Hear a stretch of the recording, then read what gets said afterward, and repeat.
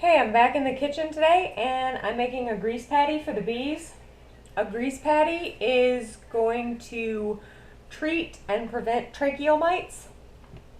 Tracheal mites are really difficult to detect until all of your bees are dead, so I think it's just a good idea to go ahead and do some preventative maintenance. So I have a large mixing bowl. I have roughly 2 cups of cane sugar. I'm going to use about a cup of coconut oil, a little bit of honey, and this is honey that my bees produced. If I had to use honey from the store or from other bees, I would probably go ahead and skip the honey, but if you have it available, then you should use it.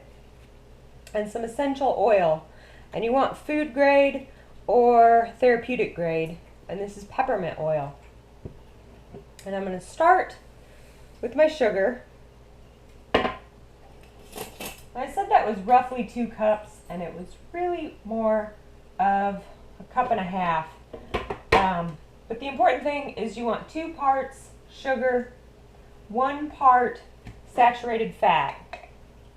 And the saturated fat that I'm using is coconut oil. You can also use vegetable shortening. You're going to mix this together.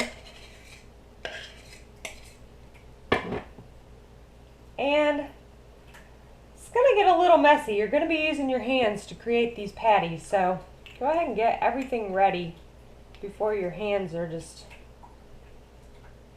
totally saturated with sugar. And I'm only going to use about 10 drops of the essential oil. I'm going to use about 1/4 cup of honey.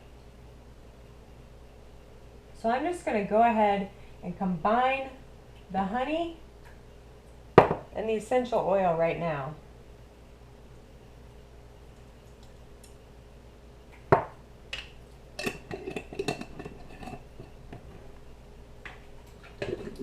Now when I get my patty made, then it will be placed directly over the brood chamber, or the bottommost super, and that should probably be enough for this year. I may need to put another one in there before it gets too cold.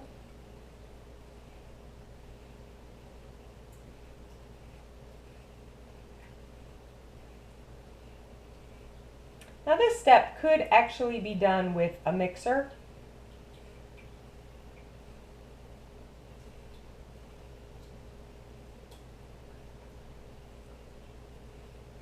And the consistency of the coconut oil really depends on the temperature.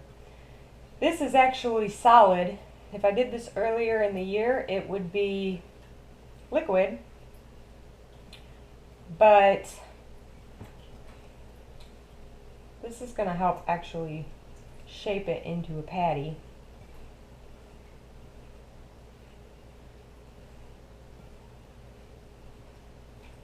It's best to do this, I'm doing this in the fall, because you don't want to treat with essential oils before the honey flow, or else your honey's going to taste like whatever that oil is. And wintergreen, peppermint, or spearmint honey doesn't really sound great.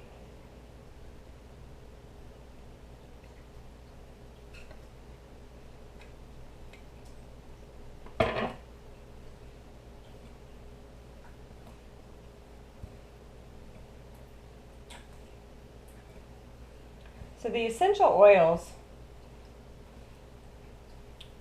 force the tracheal mites out of the bee's throat. They like cough them up instead of them continuing to reproduce, eventually suffocating your bees. Now there's a way to tell if your bees have them just through behavior, but bees have kind of strange behavior anyway. You would really only notice those effects after they're already so built up that it's causing a problem. like I said, it's just good to go ahead and treat for anything. Unless you're using like serious chemicals, something all natural like this is not going to harm them at all. It's just going to have a potentially positive effect. And it's a little bit of extra food before the winter. Later in the year, it gets to the point where your bees can't use the sugar water to produce honey. So a solid patty is going to be ideal.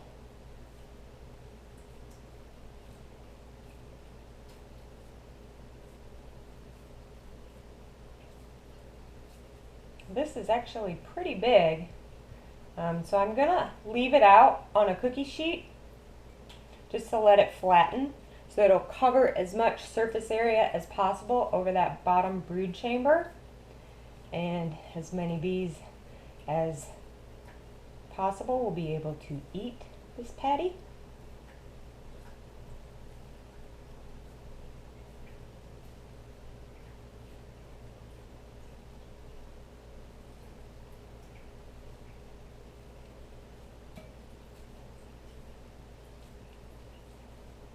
And it already smells pretty strongly of mint, and you definitely want to be able to smell that a little bit. If you can't smell it, then you might need to add a couple more drops.